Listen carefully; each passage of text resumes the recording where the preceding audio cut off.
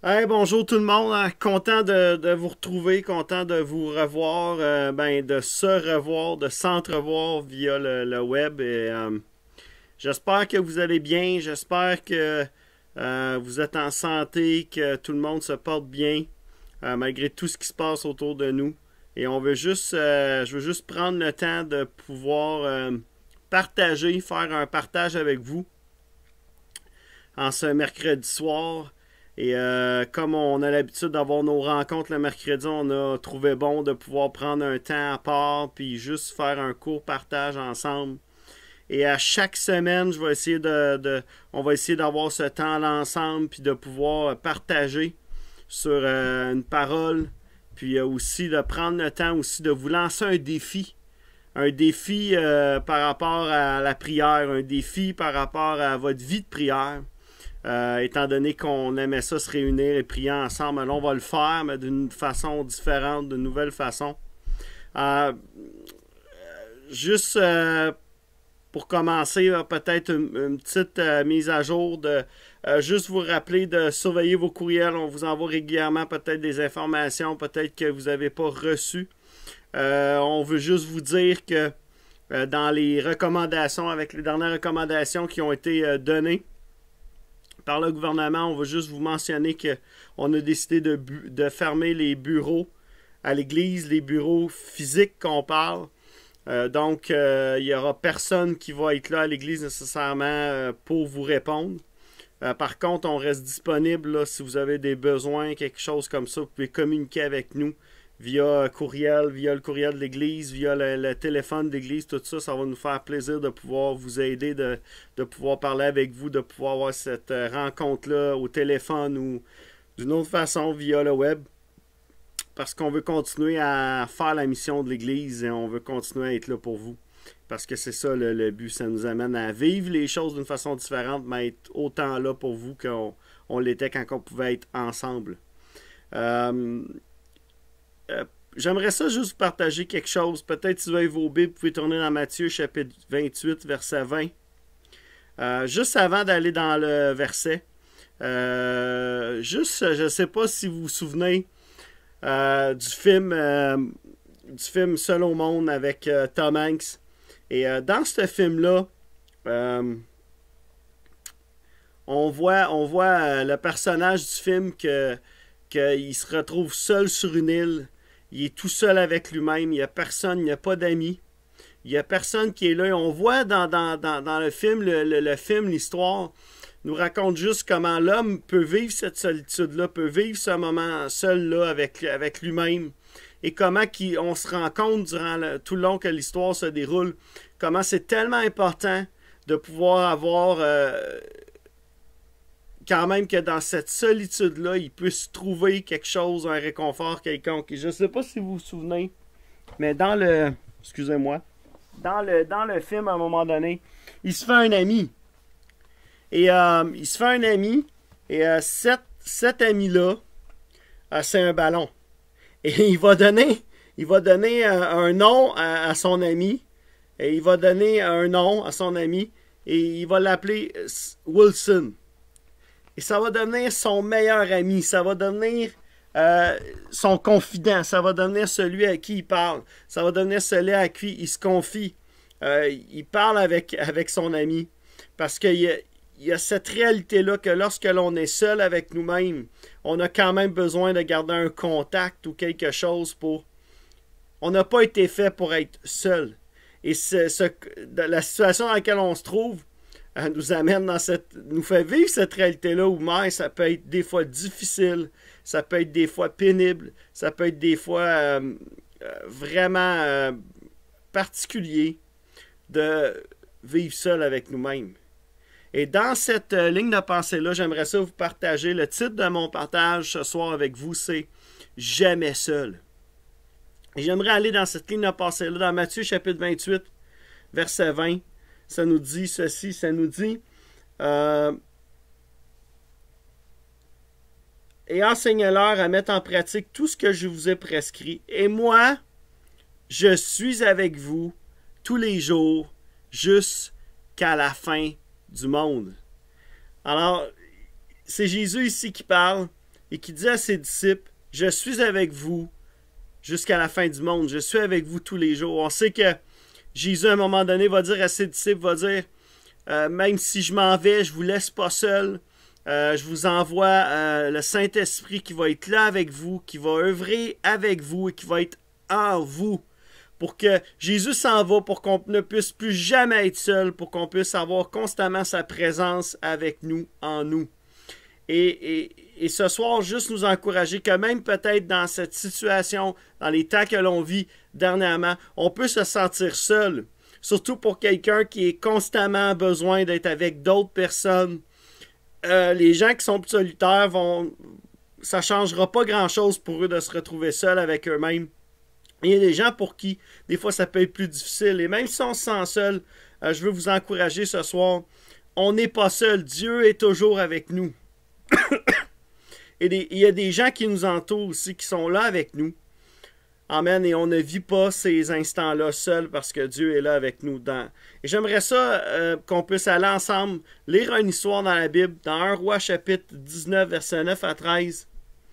Et c'est l'histoire d'Élie. Élie se retrouve dans une situation où, bon, il y a eu un défi qui a été emmené face au prophète de Baal, et lui est là face à tous ces hommes-là. Et on va lire du verset 9 à 13, chapitre 19, verset 9 à 13, qu'on va lire ensemble.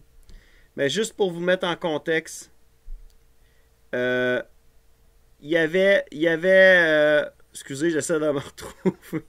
C'est pas évident par vidéo aussi, des fois, de pouvoir, par le biais de l'Internet, se retrouver dans tout ça. Mais on va lire verset 19, verset 9 jusqu'à 13, excusez-moi. Mais juste avant, je vais mettre en contexte, il y a une femme, une reine, cette femme-là s'appelle Jézabel, et elle a c'est une des reines les plus cruelles de l'époque. Une des reines les plus qu'on voit dans la Bible, c'est une des plus cruelles. Et ce qui arrive à ce moment-là, c'est que Élie, met fin au règne des prophètes de Baal en leur coupant la tête, en les tuant toute la gang. Et ce qui arrive, c'est que Élie se retrouve dans une situation où Jézabel va le menacer de faire la même chose qu'il a fait au prophète. Et là, Élie se retrouve avec un sentiment de peur. Et pris de panique, il s'enfuit.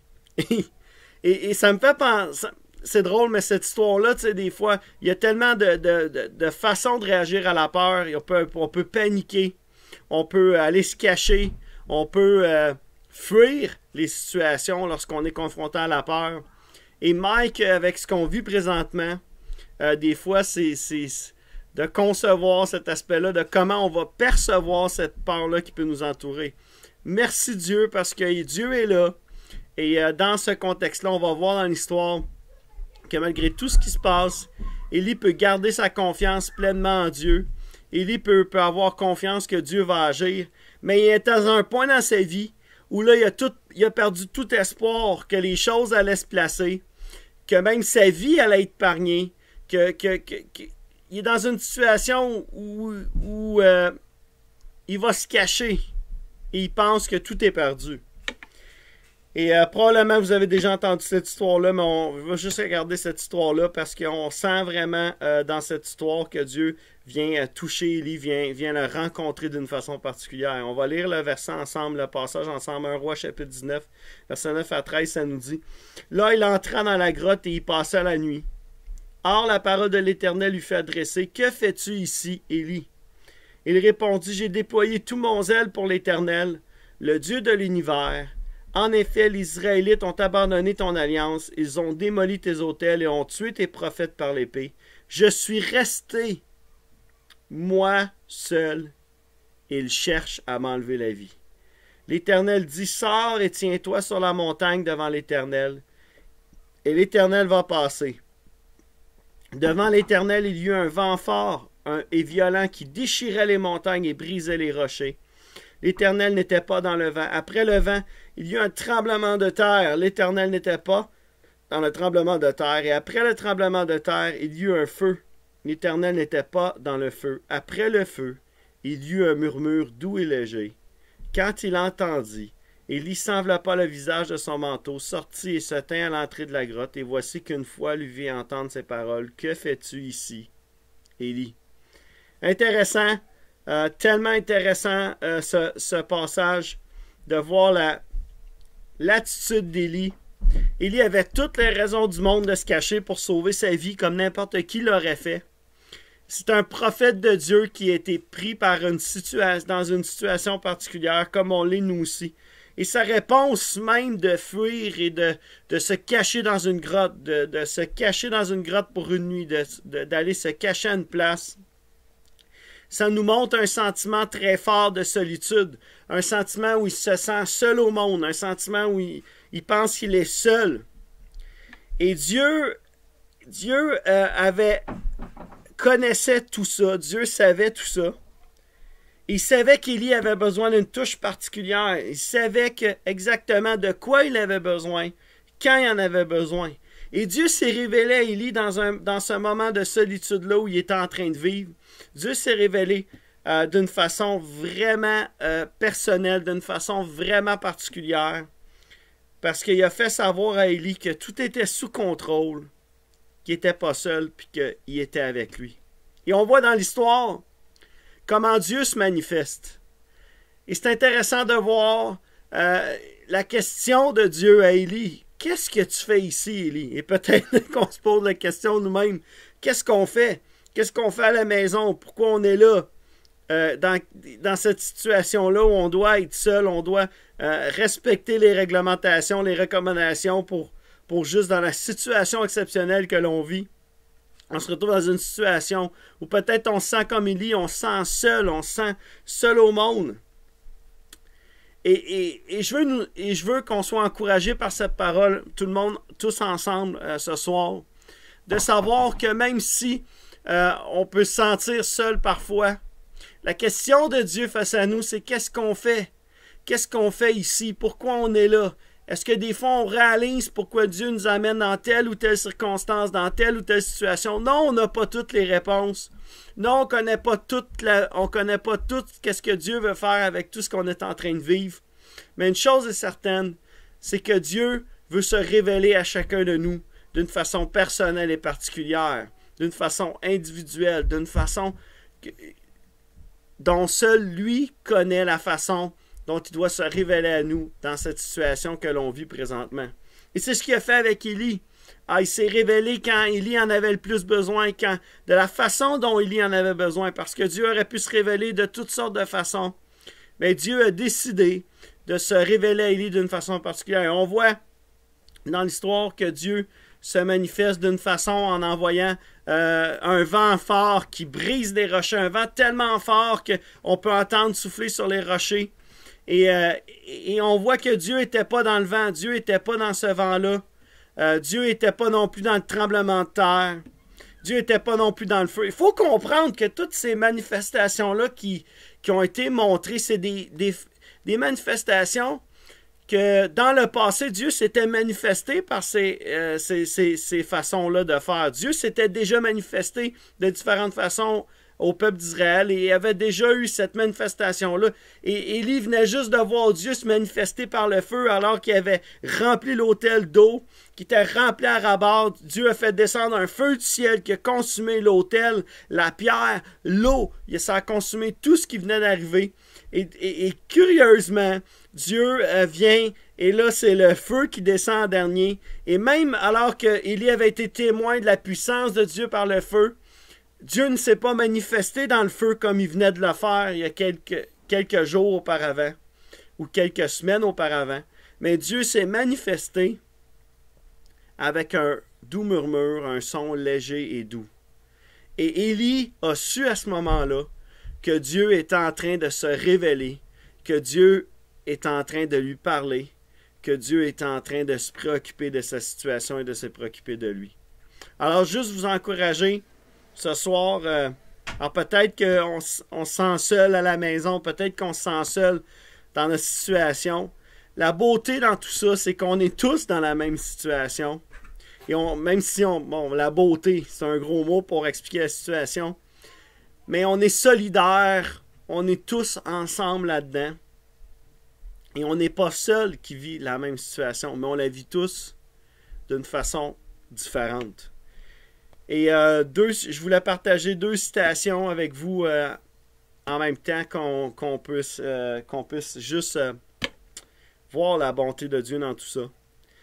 Une des citations vient de Bill Goddard qui dit « La solitude devient notre amie quand elle nous oblige à jouir de l'amitié de Dieu autant que nous le ferions de l'amitié des autres. » Et ça s'applique tellement dans notre réalité, où la solitude devient notre amie parce qu'on est obligé, on est obligé, dans un sens, à comme se rapprocher de Dieu. C'est un temps où on doit s'arrêter, s'approcher de lui. Et ça nous oblige à jouir de l'amitié de Dieu autant qu'on rechercherait l'amitié des autres. Parce que là, présentement, les autres, on ne peut pas les voir, on ne peut pas les côtoyer à cause de la situation. Mais une chose est certaine, on peut côtoyer Dieu. On peut se lier d'amitié avec lui et qu'il devienne notre meilleur ami, même si, comme l'homme dans le film, il avait tellement besoin de son ami Wilson, tellement besoin de parler à quelqu'un, tellement besoin de se confier à quelqu'un dans la situation. Nous, on sait qu'au-delà que ce soit un ballon qui est complètement inerte, notre Dieu est loin d'être inerte, notre Dieu est loin d'être inactif. Dieu, c'est un Dieu qui agit dans la situation. La deuxième citation nous vient de F.B. Meyer qui dit « La solitude est une occasion pour Jésus de se faire connaître à nous. » La solitude est une occasion pour Jésus de se faire connaître. Alors, je veux juste terminer avec une petite pensée que j'ai lue et que je veux partager avec vous. Durant les heures de solitude, Dieu agit. Durant ces moments de solitude-là, même dans la Bible, on voit Dieu qui agit et qui fait son œuvre. C'est durant souvent les heures de solitude que les hommes et les femmes de Dieu ont vécu, que Dieu a fait certaines de ses plus grandes œuvres à travers le ministère de ces hommes et de ces femmes de foi-là. C'est dans la solitude la plus profonde qu'Élie a entendu la voix de Dieu, comme on vient de le voir ensemble. C'est sur le chemin solitaire et fatigant de la foi que Dieu est revenu vers Abraham. On voit qu'Abraham a vécu sa foi d'une façon... son cheminement de foi est particulier.